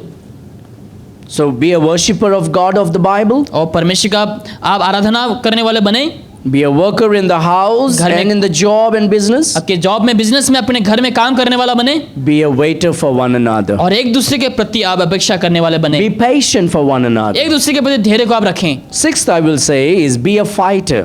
छठा मैं कहूँगा, आप एक लड़ाकू बने। A fighter, a forgiver, and funny. और एक लड़ाकू और जो क्षमा करने वाले बने और एक मजेदार व्यक्ति बने। Your wife may be wrong, but fight for her in public. शायद आपकी जो पत्नी है वो गलत हो सकती है, लेकिन आप पब्लिक में उनके लिए आप लड़ें। Your husband may be wrong, but fight for him in public. आपका जो पति है वो शायद गलत हो सकता है, लेकिन आप पब्लिक में उनके लिए आप लड़ें। Your fight is within you, between you. आपका जो लड़ाई है वो आपके बीच में है। It is not to be taken to outsiders. ऐसा नहीं कि उस लड़ाई को आप बाहर लेकर के जाएं। It is not to be taken to the in-laws and the mother-in-laws and the father-in-laws and uncle-in-laws and all the laws. या ऐसा नहीं होना चाहिए कि आप अपने माँ बाप के पास जाकर या फिर सास ससुर के पास जाकर बताएं। Outside your house, आपके घर के बाहर even if she is wrong, अगर वो गलत हैं, defend her and fight for her. उनको आप रक्षा करें, उनके लिए आप लड़ें। Outside your house, आपके घर के बाहर even if he is wrong, अगर वो आपका पति गलत है, defend him and fight for him. उनको आप रक्षा करें, उनके आप प्रोटेक्ट करें। Don't say, oh, I thought that fellow is like that only. वो ऐसा ना कहे कि लोगों के सामने हाँ वो ऐसा ही Oh, है, she is all the time like that. ऐसा ना कहे कि हाँ वो ऐसा ही है हमेशा। You are destroying it. नहीं तो आप बर्बाद कर देंगे। You know what Bible says in Proverbs chapter 14 verse 1? नीति वचन में क्या लिखा है आपको पता है? A wise woman builds a house, एक बुद्धिमानी स्त्री जो है अपने घर को बनाती है, and a foolish woman destroys it with her own hands. लेकिन जो मूर्ख औरत है अपने हाथों से घर को तहस नहस कर देती है। No matter what your husband did and what problem you had between you, चाहे आपका पति जो कुछ भी किया, लेकिन आपके बीच में जो कुछ भी हुए, outside the four walls of your house, आपके घर के दीवार के बाहर, you should fight for your husband, defend your husband, and praise your husband. आपके पति के पत्नी या फिर पत्नी के पति आप क्या करें? हमेशा लड़ें और उनको रक्षा करें। No matter what happened between you and your wife, चाहे आप दोनों के बीच में चाहे जो कुछ भी हो, outside your walls of your house, आपके दीवार के बाहर you publicly praise your wife, defend your wife, and fight for your wife. आप खुलेआम अपने पति या फिर पत्नी के लिए आप स्तुति करें और उनके लिए आप हमेशा लड़ें। Be a fighter for your family. आप अपने परिवार के लिए एक युद्ध करने वाले बने। Never give up on your wife and your husband. अपने पति पत्नी के ऊपर आप कभी भी त्याग ना दें। After God, your wife is important. After God, your husband is important to you. परमेश्वर के बाद पति या फिर परमेश्वर के बाद या फिर पत्नी जो है आपके लिए बहुत ही महत्वपूर्ण है। No one in this world will stand up for you except your wife and your husband, no matter what happens. चाहे जो कुछ भी हो इस संसार में, कोई आपके लिए खड़े ना हो, नहीं होंगे शायद, लेकिन आपका पति या फिर आपका पत्नी आपके लिए खड़े होंगे। You will always defend your wife and defend your husband. हमेशा अपने पति या फिर पत्नी को हमेशा रक्षा करें, उनको डिफेंड करें। And then forgive her. और उनको आप क्षमा करें। Be willing to forgive immediately. और हमें ये सीखना चाहिए था कि हम जल्दी ही क्षमा करें। Forgive your wife immediately. आपकी जो पत्नी है उसको आप तुरंत क्षमा करें। Forgive your husband immediately. आपके पति को आप तुरंत क्षमा करें। You're not married yet. अभी तक शादी नहीं हुई है You're आपको, going to get married. शादी करने वाले हैं, Learn to forgive now. और अभी से आप सीखें ताकि आप क्षमा करें एक दूसरे Be a को, forgiver. आप क्षमा करने वाले बने। There will be great peace in your family and in your marriage if you are a forgiver. अगर आप क्षमा करने वाले बनेंगे तो आपके जीवन में अच्छा शादीशुदा How जीवन long सकते हैं। should I take to forgive? कितना लंबे समय में रखूं क्षमा करने के लिए? Forgive quickly.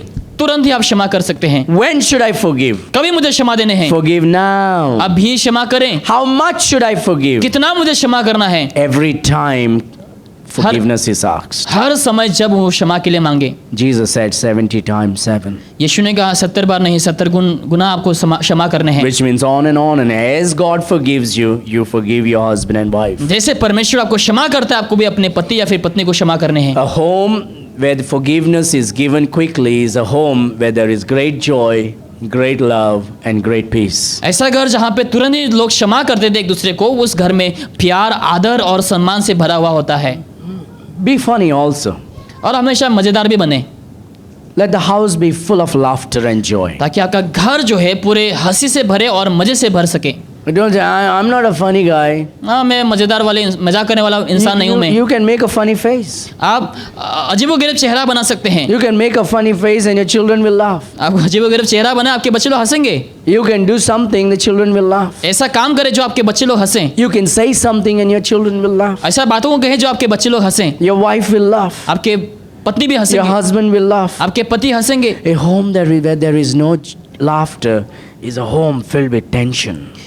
जिस घर में हंसी मजाक नहीं होते, वो घर पूरा टेंशन से भरा होता है। Okay, I'll make you to sin one time. और एक बार मैं आपको कराऊंगा ये सब। If I want to ever make you to sin one time, I'll make you sin. मैं आपको अगर पाप करूंगा तो मैं एक ही बार कराऊंगा। If you don't know how to laugh, अगर आप नहीं जानते कैसे हंसना है, it's okay to watch Kapil Sharma show. तो आप कपिल शर्मा शो देख सकते हैं। At least you will laugh. आप हंसेंगे तो उस समय, Because a home where there is no laughter क्योंकि जिस घर में हंसी नहीं होते हैं, will be full of tension. उस घर में टेंशन से भरा हुआ होता है। You'll become old soon. आप जल्दी ही बूढ़े हो जाएंगे, You'll become weak soon. जल्दी ही आप कमजोर हो जाएंगे, You'll become angry soon. आप जल्दी ही गुस्से वाले व्यक्ति बन जाएंगे। No. Just be funny. आप हमेशा मजेदार बने। Just imagine for 3 years these apostles walked with Jesus. आप सोचें, ये जो चले हैं यीशु मसीह का 3 साल तक जब चले, How did that Jesus even maintain this 12 fellows for 3 years? कैसे यीशु ने इस 12 लोगों को 3 साल तक संभाले। I believe Jesus had lot of jokes to tell also. मैं विश्वास करता हूँ कि यीशु मसीह का बहुत से ऐसे मजाकी बातें थे जो यीशु ने उन लोग से शेयर किए। Jesus was so loving that John felt comfortable to lean on the bosom of Christ. यीशु मसीह इतना प्यारा था कि यूहन्ना जो है वो यीशु के पास आकर करीब रह सकते थे। Jesus made himself so available that Peter, without even thinking, always blabbered his words to Jesus. यीशु मसीह ने अपने आप को इतना उपलब्ध किया कि पतरस जो है कभी कुछ भी बोल देते थे कभी भी। As a Christian, build your home to be full of joy and laughter and fun. इसलिए हमें एक मसीह होने के नाते हमारा घर ऐसा होना चाहिए जो पूरे आनंद के साथ, पूरे मजाक के साथ, पूरे हंसी के साथ भरना चाहिए। Finally, I will say, prepare yourself in the marriage. अंतिम में मैं ये कहना चाहूँगा कि आप शादी के लिए अपने आप को तैयार करें Be a provider, be a protector, be a preserver. और आप चीज़ों को मुहैया करने वाला बने और रक्षा करने वाला बने। Be a provider, be a protector, and be a preserver. और आप उनको संभालने वाला बने। A provider. एक जो मुहैया करते हैं, A woman should provide love. और जो स्त्री है वो प्यार को मुहैया करने चाहिए। A woman should provide the fruit of the work. और स्त्री जो है कामों का फल को मुहैया करने चाहिए। A husband should be the provider. और पति जो है घर के मुहैया करने वाले होने चाहिए। He should work वो काम करने चाहिए and he should provide for the family. और परिवार के लिए वो चीज़ों को ला देने चाहिए। 1 Timothy पहला तीमुथियुस में chapter 5 verse 8. अध्याय 5 वचन 8 में, 1 Timothy chapter 5 verse 8. पहला तीमुथियुस अध्याय 5 वचन 8। Don't stay home and send your wife to work.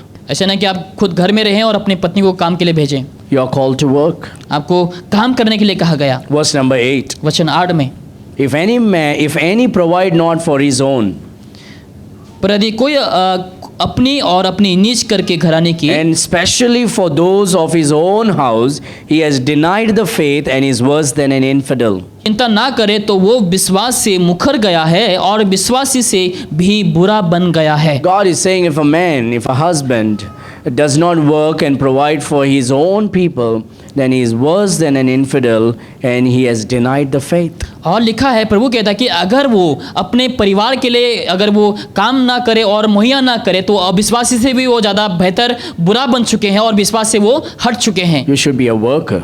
आपको काम करने वाले होना चाहिए। You should be providing for your wife and your children. अपने पत्नी के लिए, अपने बच्चों के लिए आपको सारी चीज़ों को दे देने चाहिए। No woman should marry a man who does not work. कोई भी स्त्री ऐसे पुरुष से शादी नहीं करना चाहिए जो काम नहीं करता। No girl should look for a man who doesn't work. कोई भी लड़कियों को ऐसा नहीं देखना चाहिए जो पुरुष काम नहीं करता। You are choosing destruction for your marriage. नहीं तो अपने शादी के लिए जो है विनाश को आप चुनेंगे। Well, you don't have to work, darling. You stay home. I will work for you. तुम्हें काम करने की जरूरत नहीं, तुम घर में रहो, मैं जाकर काम करूंगी। Just be my husband. बस तुम मेरे अच्छा पति बन के रहो। He'll become your baby. और बच्चा उस समय बनेंगे। No, he will become your baby. नहीं तो वो आपका बच्चा बन जाएंगे फिर। Then you'll have to take care of him. नहीं तो आपको क्या करना होगा, उसको आप संभालेंगे फिर। Instead of he taking care of you.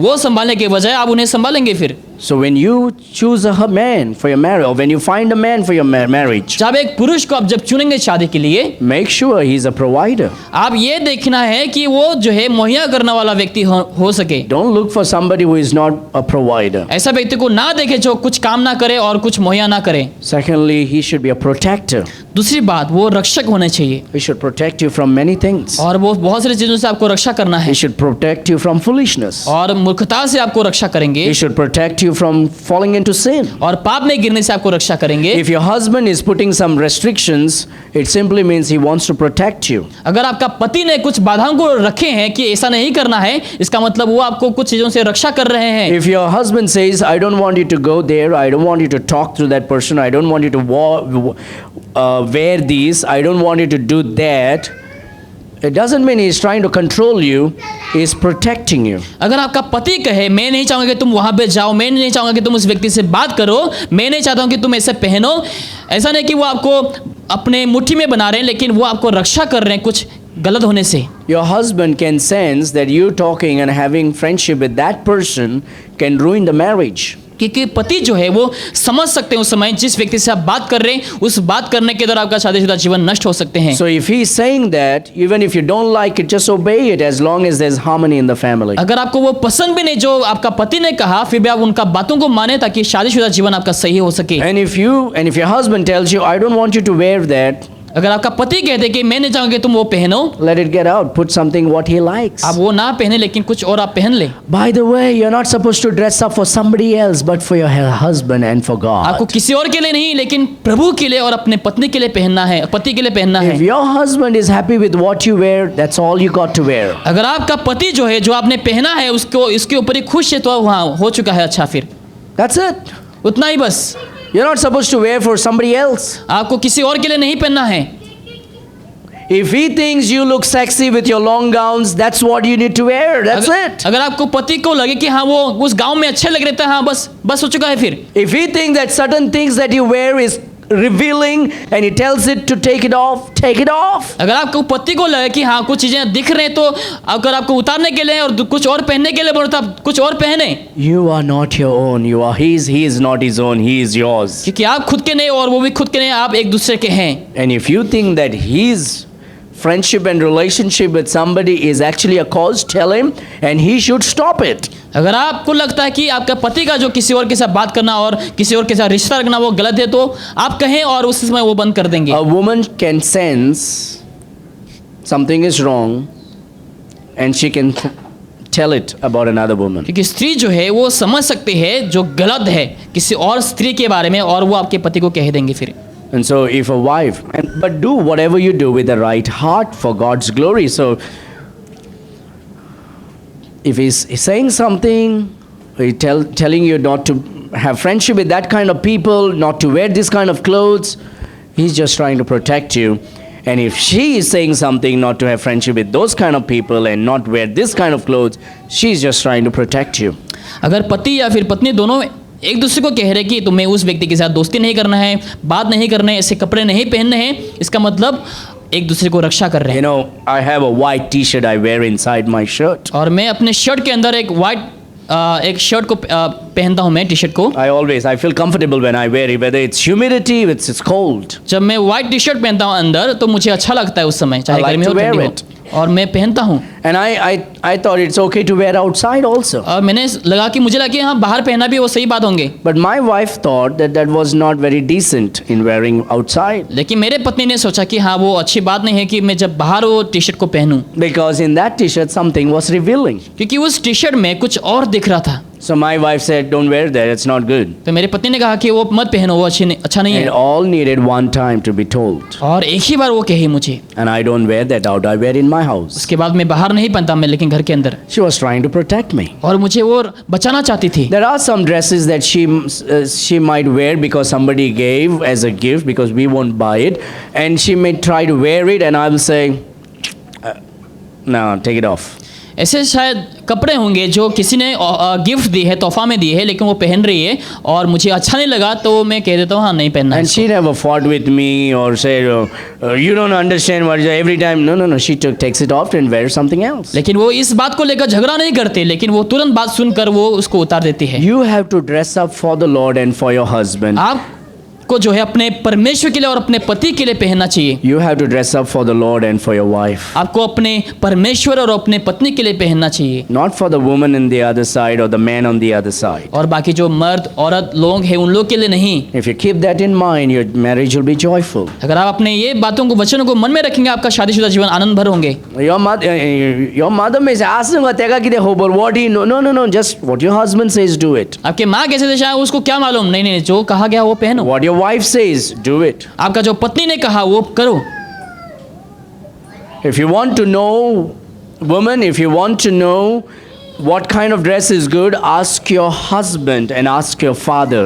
अगर आप चाहते हैं कि कैसे ड्रेस अच्छे होंगे, तो अपने माँ या फिर बाप को पूछें। Every daughter should go and ask the daddy, Dad, how is my dress? हर एक जो बेटी लोग हैं अपने बाप से जाके पूछे कि मेरा ड्रेस कैसा है। Don't ask your mother, अपना को जाके ना पूछें, ask your father. अपने पिता को जाके पूछें, He'll tell you. वो आपको कहेंगे। Every mother should go and ask your son, how is my dress? हर एक माँ लोग अपने बेटे के पास जाकर पूछना चाहिए मेरा ड्रेस कैसा है। He'll tell you. आपका जो बेटा है वो आपको कहेंगे। There are two people who will tell you the truth always. ऐसे दो लोग हैं जो हमेशा आपके बारे में वो सच कहेंगे। One is your spouse एक जो आपका पति या फिर पत्नी, and your children. और आपके बच्चे। They will tell it on the face उन लोग आपके चेहरे में ही बोल देंगे, because they love you. क्योंकि उन लोग आपसे प्यार करते हैं। And so be a protector. तो आप रक्षक बने। Protect your wife and your husband. अपने पति अपने पत्नी को आप रक्षा करें, Protect the girl or the boy that you are engaged to. और जिस व्यक्ति के साथ आपका मंगनी हुआ है उस व्यक्ति को आप रक्षा करें, And be a preserver. और आप सुरक्षा करने वाला बने। Be a preserver. Preserver is someone who preserves. जो हमेशा के लिए आप उसको संभाल के रखते हैं। Preserve posterity for your family, which means have babies. इसका मतलब आप अपने बच्चे को पैदा करें। I mean, don't be a factory. That'll be a problem.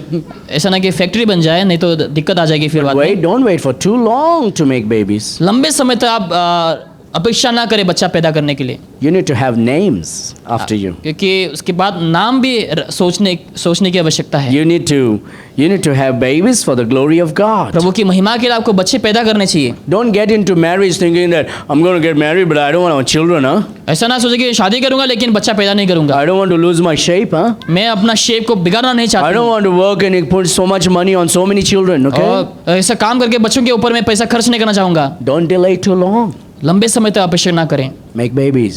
आप बच्चे पैदा करें Be healthy और स्वस्थ रहें, and be strong. मजबूत रहें, But don't create a factory. लेकिन आप फैक्ट्री को पैदा ना करें। I'll be happy.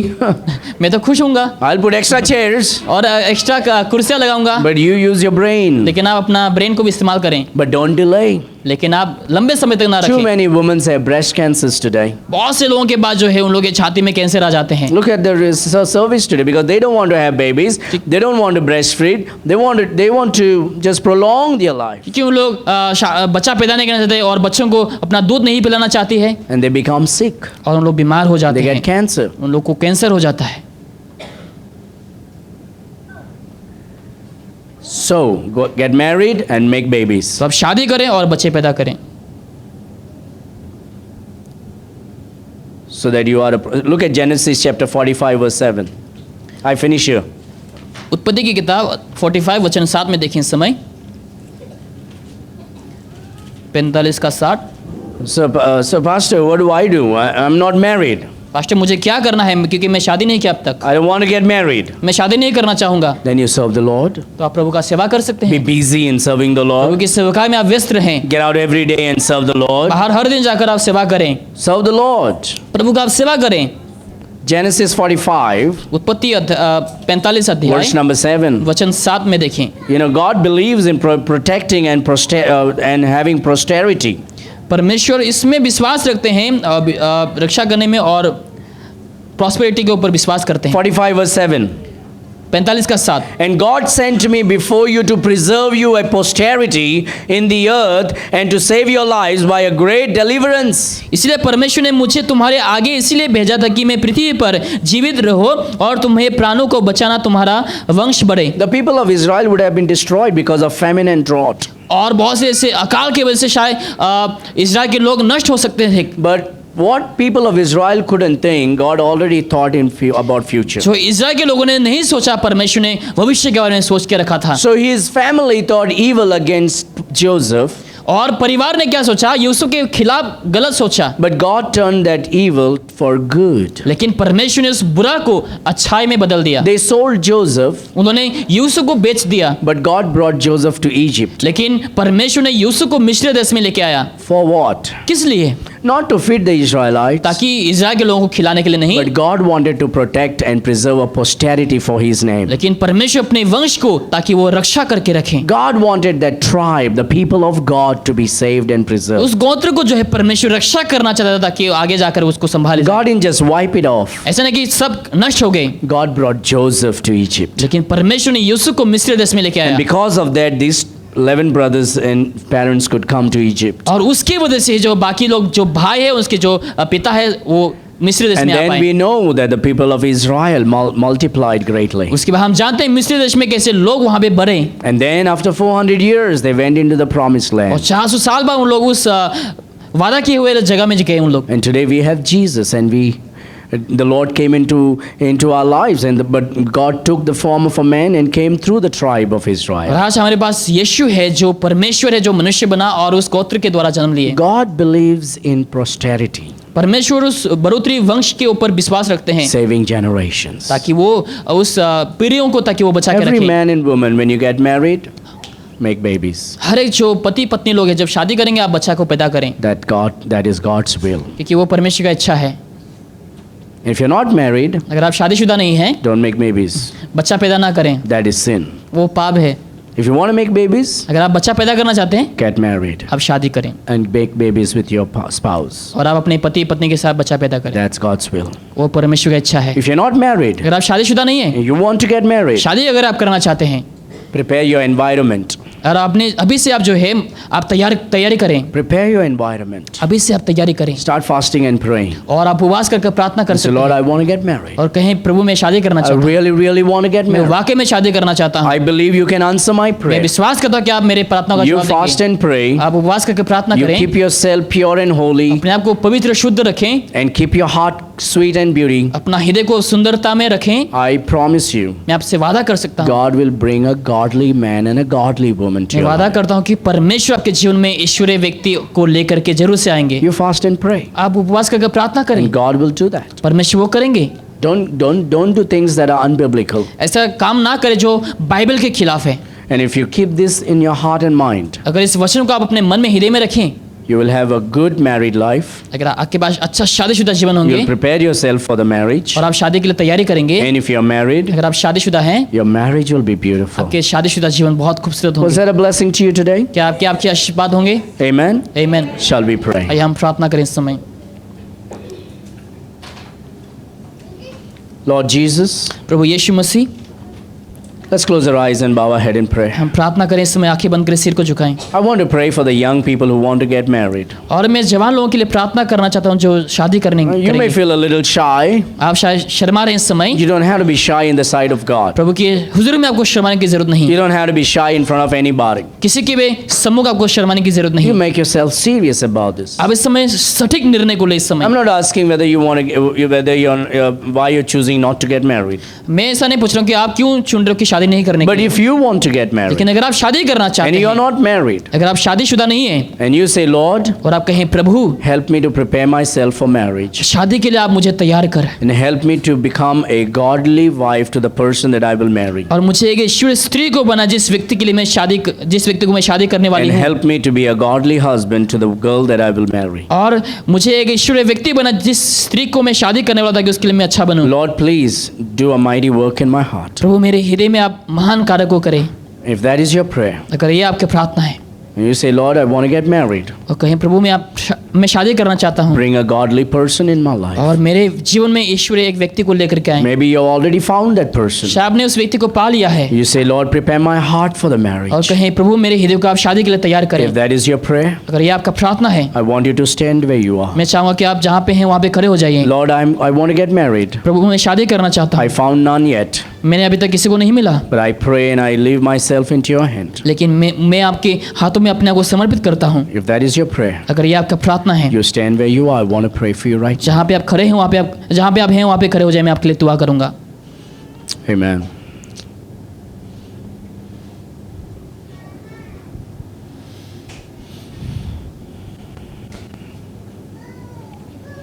Let's pray. आइए हम प्रार्थना करें इस समय। Father, पिता, I surrender these people in your hand. मैं इन लोगों को आपके हाथों पर समर्पित करता हूँ। Oh God, हे पिता परमेश्वर, the one who desires from you जो आपकी ओर से इच्छा को रखते हैं is a godly person. और वो एक ईश्वरीय व्यक्ति है, I pray this moment मैं इस समय प्रार्थना करता हूँ you will bless them. आप उन लोगों को आशीष करें, Fill them with your Holy कि Spirit. पवित्र आत्मा से परिपूर्ण करें, I pray you'll bring a godly person in their life. ताकि आप एक अच्छा व्यक्ति को उनके जीवन में लेकर The के आ one सकें, that you love, और जो व्यक्ति आपसे प्यार करे, the one that respects you, honors you, जो आपको आदर सम्मान करे, worships you. आपकी आराधना करते हैं, For those who are married, और जो शादीशुदा हैं, Lord, I pray मैं प्रार्थना करता हूँ you will bless them. कि आप उन लोगों को आशीष करें, Bless their married उन लोगों life. के शादीशुदा जीवन को आशीष करें, Help them to represent Christ in their marriage. ताकि उन लोग यीशु मसीह को हमेशा प्रदर्शित कर सके। I pray for the children. मैं बच्चों के लिए दुआ करता हूँ They may rise up ताकि उन लोग बड़े हो सके, to glorify thy name, आपके नाम की महिमा के लिए to keep themselves pure and holy. अपने आप को शुद्ध पवित्र रखें, And oh Lord, in the days to come, और आने वाले दिनों में